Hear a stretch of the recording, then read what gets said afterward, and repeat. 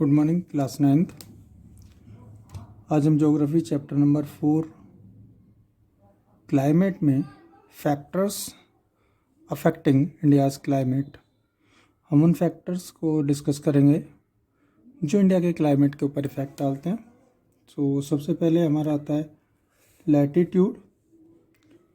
India जो है उसकी अगर हम लैटीट्यूडनल डिग्रीज़ देखते हैं 8 डिग्री 4 मिनट नॉर्थ से ये स्टार्ट होता है और 37 डिग्री 6 मिनट तक ये जाता है इसका। और इसके साथ में ये ध्यान रखने वाली बात है कि 23 1/2 डिग्री, जिसको हम ट्रॉपिक ऑफ कैंसर के नाम से भी जानते हैं, ये इंडिया को अप्रोक्सीमेट 2 इक्वल हाफ्स में डिवाइड करता है।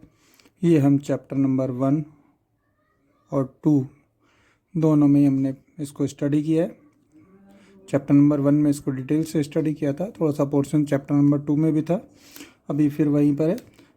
ट्रॉपिक ऑफ कैंसर जो कि इंडिया के बीच से होकर जाता है, ये आपका वेस्ट में गुजरात जो कि रन ऑफ कच्छ से एंटर करता है और ईस्ट में मिज़ोरम से होकर ये क्रॉस हो जाता है। तो ये क्या करता है, इंडिया को 2 इक्वल हाफ्स में डिवाइड करता है। तो जो पोर्शन आपका नॉर्थ की साइड में होता है, north, south, west and east, तो ट्रॉपिक ऑफ कैंसर के जो नॉर्थ साइड में पोर्शन हमारा है, वो सारा का सारा पोर्शन सब ट्रॉपिकल जोन में आता है, और जितना ट्रॉपिक ऑफ कैंसर के साउथ में आता है वो सारा का सारा ट्रॉपिकल जोन में आता है। दोनों का क्लाइमेट अलग अलग है, तो इंडिया के ऊपर क्योंकि दोनों पार्ट्स में इसका इफ़ेक्ट पड़ता है, दोनों पार्ट में इसका जो क्लाइमेट है उसका इफ़ेक्ट आता है। तो इन दोनों ही जो एरियाज़ हैं, जो क्लाइमेटिकल जो कंडीशंस हैं, वो दोनों ही इंडिया के क्लाइमेट में दिखाई देती हैं। नेक्स्ट है आपका एल्टीट्यूड। एल्टीट्यूड हमारे यहाँ पर बहुत ही डिफ़र करता है। बात करें माउंटेन एरियाज़ की, हिमालय जो कि हमारा नॉर्दर्न माउंटेन है, जो कि 6000 मीटर्स इसका एल्टीट्यूड है। वहीं कोस्टल एरियाज़ की बात करें ये 30 मीटर लास्ट है।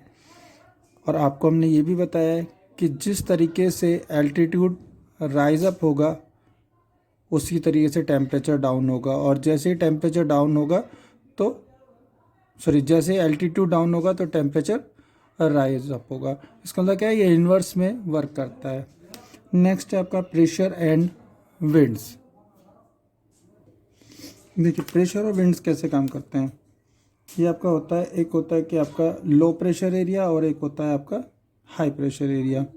लो प्रेशर एरिया में क्या होता है, देखिए जब विंटर सीज़न होता है तो आपको जैसा बताया कि टेम्परेचर जो सी एरियाज होता है उसमें सेम होता है, मोस्ट ऑफ, ज़्यादा वेरिएशन नहीं होता है। लेकिन लैंड एरिया पर इसमें काफ़ी ज़्यादा वेरिएशन आ जाता है टेम्परेचर में। तो यहाँ पर क्या होता है, सबसे पहले हम सी की कंडीशन देखते हैं। तो यहाँ पर क्या है, टेम्परेचर विंटर में जब यहाँ पर वेरिएशन ज़्यादा हो गया तो यहाँ पर क्या होता है, टेम्परेचर डिक्रीज़ होता है और यहाँ पर टेम्परेचर इंक्रीज़ रहता है। तो यहाँ पर क्या होता है, जो आपको पता होगा कि कोई भी चीज़ जब उसमें हीट होती है तो उसका वॉल्यूम राइज होता है, ठीक है। तो उसी तरीके से यहाँ पर जब एयर हीट होती है तो ये ऊपर की तरफ बढ़ना शुरू कर देती है, और उसकी जगह पर यहाँ से जो ड्राई विंड्स हैं वो सी की तरफ आना शुरू कर देती हैं। तो यहाँ पर एक लो प्रेशर एरिया बनता है जो कि सी के ऊपर बनता है। इसके जस्ट अपोजिट हम देखते हैं समर सीज़न में।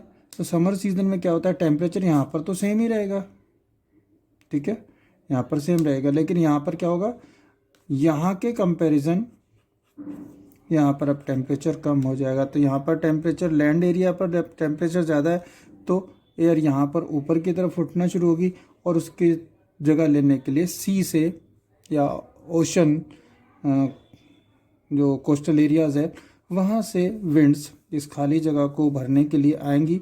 अब क्योंकि ये मॉइस्चर फिल्ड एयर होंगी तो ये क्या करेंगी, ये यहाँ पर मेन लैंड पर आएंगी और आने के बाद कॉज ऑफ रेनफॉल बनेगी। दैट मीन्स ये यहाँ पर अच्छे से बारिश करती हैं।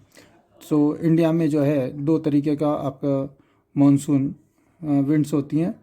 जो कि साउथ वेस्ट मानसून हमारे यहाँ पर मेन मानसून विंड है, जो कि इंडिया में भारी बारिश का कोज होती है।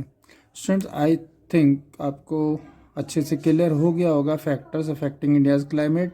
वो फैक्टर्स जो इंडिया के क्लाइमेट को इफेक्ट डालते हैं आपको अच्छे से क्लियर हो गया होगा।